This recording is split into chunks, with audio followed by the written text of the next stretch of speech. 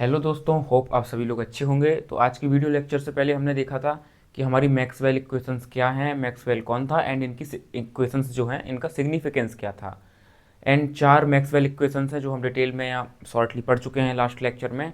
And हम देख चुके हैं कि किस लॉ से रिलेटेड थी। लाइक फर्स्ट इक्वेशन हमारी गॉस लॉ ऑफ इलेक्ट्रोस्टैटिक्स से रिलेटेड थी, कोई फेराडे लॉ से थी एंड कोई एम्पियर सर्किटल लॉ से रिलेटेड थी। तो आपने अगर वो वीडियो नहीं देखी तो आप फर्स्टली वो वीडियो वॉच आउट करें, इससे आपको बहुत अच्छा आइडिया लग जाएगा गॉस वो मैक्सवेल की इक्वेशंस का कि वो बेसिकली है क्या। तो आज की जो हमारा वीडियो लेक्चर है उसमें हम देखने वाले हैं मैक्सवेल फर्स्ट इक्वेशन का डेरिवेशन कि मैक्सवेल की फर्स्ट इक्वेशन हम कैसे ड्राइव करेंगे। तो जैसा कि हम पहले ही देख चुके हैं कि हमारी मैक्सवेल की जो फर्स्ट लॉ था वो या फर्स्ट इक्वेशन थी वो क्या थी, वो थी हमारी del dot D is equals to rho. ये थी हमारी मैक्सवेल की फर्स्ट इक्वेशन, इसका ही आज हमें डेरिवेशन करना है। उससे पहले हमको एक चीज़ देखनी है कि डी और रो क्या है। थोड़ा सा अगर हम ये समझ लेंगे तो हमको डेराइव करने में बहुत आसानी हो जाएगी, जस्ट 3-4 लाइन में डेरिवेशन खत्म हो जाता है। तो डी को हम क्या बोलते हैं, जो डी है इसको हम बोलते हैं डिस्प्लेसमेंट डेंसिटी। डिस्प्लेसमेंट डेंसिटी या इसको ही कई बार इलेक्ट्रिक फ्लक्स डेंसिटी नाम से ही बोलते हैं।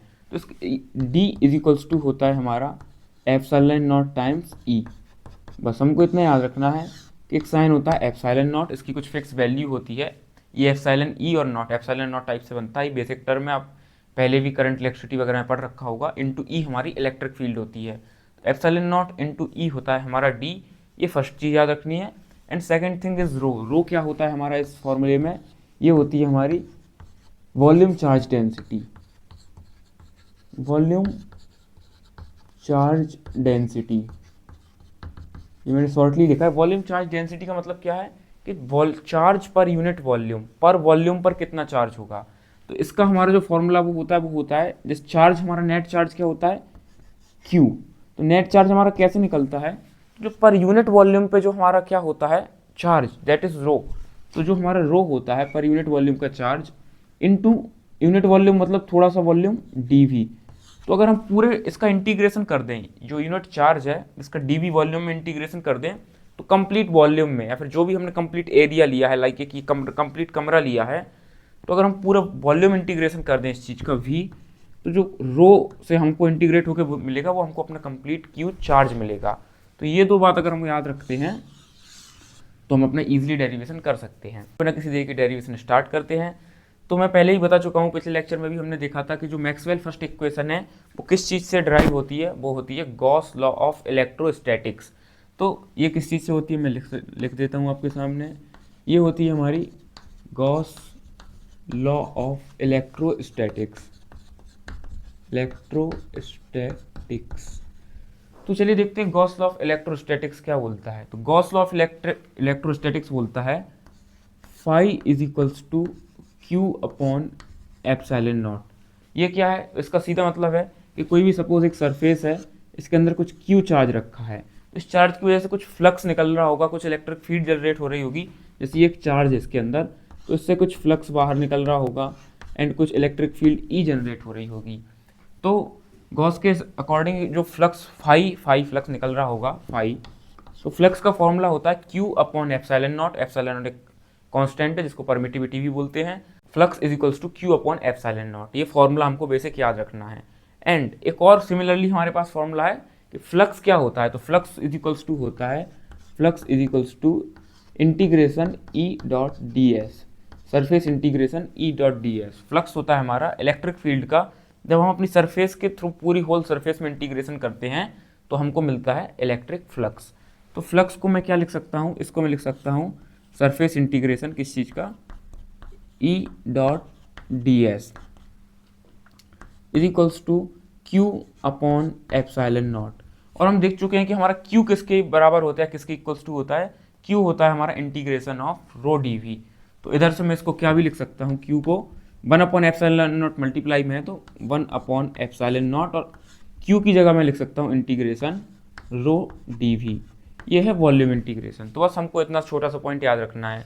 तो अगर मैं ये बीच की चीज़ हटा भी दूँ तो मुझे क्या मिलता है, integration E dot D S is equals to 1 upon epsilon naught and rho D V. अब एक दिक्कत आती है कि हमको अगर इसमें कुछ ऑपरेशन करना है तो इधर क्या है सरफेस इंटीग्रेशन एंड इधर क्या है वॉल्यूम इंटीग्रेशन। तो हमको दोनों साइड बैलेंस करनी पड़ेंगी। लाइक जैसे रुपए और पैसे का खेल होता है कि अगर सपोज एक साइड रुपए हैं एंड एक साइड पैसे हैं, एंड आपको कुछ कैलकुलेशन करना है, तो या तो आप सबको रुपए में कन्वर्ट कर लीजिए या सबको पैसे में कन्वर्ट कर लीजिए, या पूरी जैसे हम पूरी यूनिट्स मीटर में कर लेंगे या पूरी किलोमीटर में। ऐसे या तो सब कुछ हमारे पास वॉल्यूम इंटीग्रल में आ जाए, सब कुछ सरफेस में आ जाए। ये बीच के बीच जो है ये दिक्कत करेगा। तो हमको वॉल्यूम और सरफेस इंटीग्रल में रिलेशन कैसे मिलता है, तो ये मिलता है हमको गॉस डाइवर्जेंस थ्योरम के थ्रू। तो अगर आपने गॉस डाइवर्जेंस थ्योरम नहीं पढ़ रखी है तो आपको डिस्क्रिप्शन में इसकी लिंक मिल जाएगी, आप पहले उसको देखिए, उसको अच्छे से समझिए। तो हमारी गॉस डाइवर्जेंस थ्योरम क्या होती है, तो हम देखते हैं हमारी जो गॉस डाइवर्जेंस थ्योरम होती है, गॉस डाइवर्जेंस थ्योरम। तो गॉस डाइवर्जेंस थ्योरम हमें रिलेशन देती है सरफेस एंड वॉल्यूम इंटीग्रल में। ये कैसे देती है, तो ये बोलती है कि किसी भी चीज़ का सरफेस इंटीग्रल है, सपोज कोई भी सरफेस इंटीग्रल को मैं डबल इंटीग्रेशन से दिखाता हूँ, तो सरफेस इंटीग्रल है किसी चीज़ ए का, कोई फील्ड ए डॉट डी एस है, तो हमारा ये इज इक्वल्स टू होगा इसी चीज़ का अगर हमको वॉल्यूम इंटीग्रल के टर्म में लिखना है, मतलब ये एस है और ये वी है। जैसे इधर वी मतलब वॉल्यूम और एस मतलब सरफेस, तो इधर डबल इंटीग्रेशन मतलब सरफेस, ट्रिपल मतलब वॉल्यूम।